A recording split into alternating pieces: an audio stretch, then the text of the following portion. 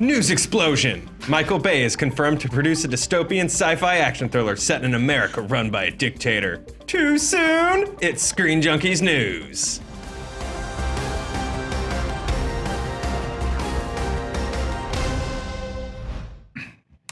After a long bidding war over the script by Rowan Adhale, Universal Pictures has tapped Michael Bay to produce Little America, a topical political dystopia about China calling in America's debts, bankrupting our country. U.S. citizens are forced to emigrate to China to find employment, and a Chinese billionaire hires a former American Force Recon member to find his daughter.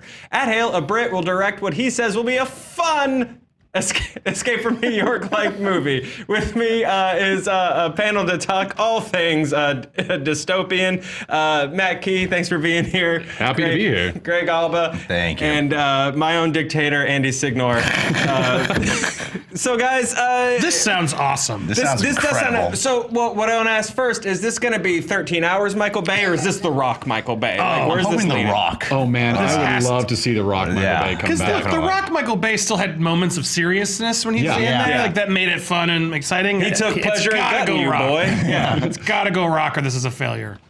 This seems like it could be very gritty, but they're also pitching it as Escape from New York. So, is this going to be full on? Is this going to have any political commentary to it, do you guys think? Or is this just going to be... At this day and age, probably not. Yeah, probably not a lot of political commentary to even be had, really. So, Yeah, what could it be like?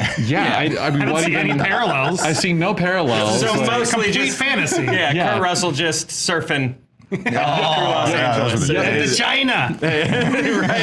China sends him on like a little boat, and like it's like Kon-Tiki, and he has to come on. Like there's no politics here at all. Yeah, no. So we have a British writer and director. Do you think that move is so that it's not like too close to home to put some commentary on it, or do you think an outsider just has a better perspective to make this fun? Well, I saw the footage of his film that he did in 2013, Wasteland, or it's called The Rise in UK.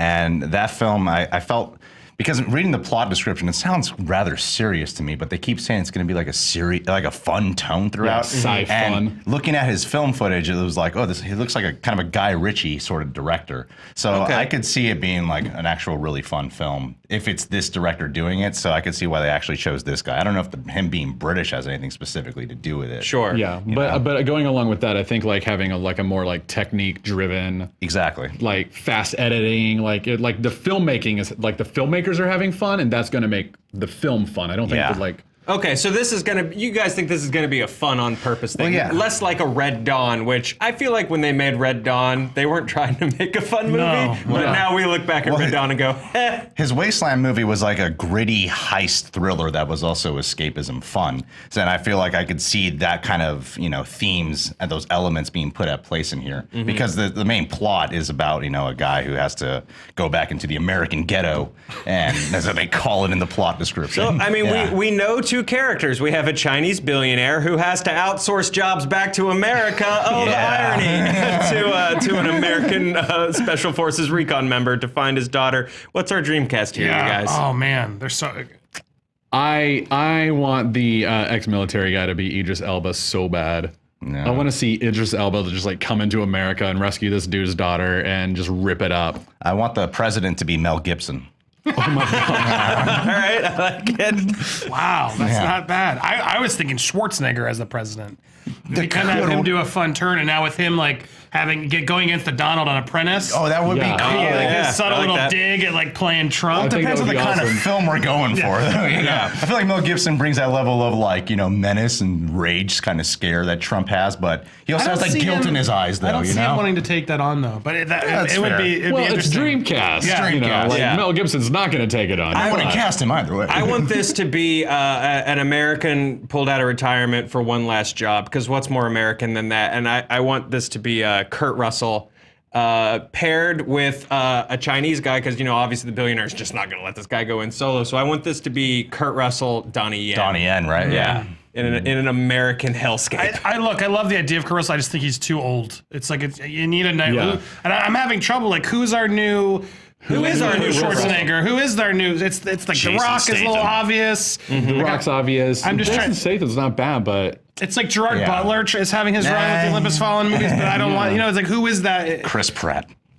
No, that's a horrible choice. I No. take that back. We're live, right? Okay. Shia LaBeouf, right? Why don't you just throw that in there? Charlie Hunnam, like, I mean, he was like Pacific Rim, like, but he hasn't done Charlie that. Hunnam could be the guy. I mean, you know, honestly, you know, if you pair him with someone who can do the heavy lifting, like I'll throw Ron Perlman in there to just chomp on a cigar and just make witty comments. Yeah. Well, Look, or we just need someone we haven't thought of yet. That's like, because Yeah. no one knew Bruce Willis was going to pull that off in Die Hard, right? Yeah. Even I would say Keanu and That's fair. Speed, like, you got to throw someone out of their element, and this could be a career-defining so- choice for them. And I hope they really think outside the box and think, who hasn't done? Because it's even Liam Neeson and Taken. Yeah. We didn't see it coming, and then you're like, oh, well, duh. So Donald Glover. perfect, absolutely perfect. I guess to sort of wrap this up, guys, what is the dream one-liner you want to come out of this? What is this movie's welcome to the party, pal?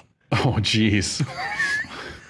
Wow. Wow. We're live. Think of it fast. All this prep time. And wish I had thought of it sooner. He looks at the president and just goes, Trump this. Sold, guys. We want to know what the hell do you want this movie to be? Because I don't really get it. Who should be in it? Should this have any political commentary or just ridiculous demolition man? Let us know what you think in the comments and be nice to each other down there because this isn't a hot button topic at all. Click here for more internets and stick with us today for more Screen Junkies news. Thanks for hanging out.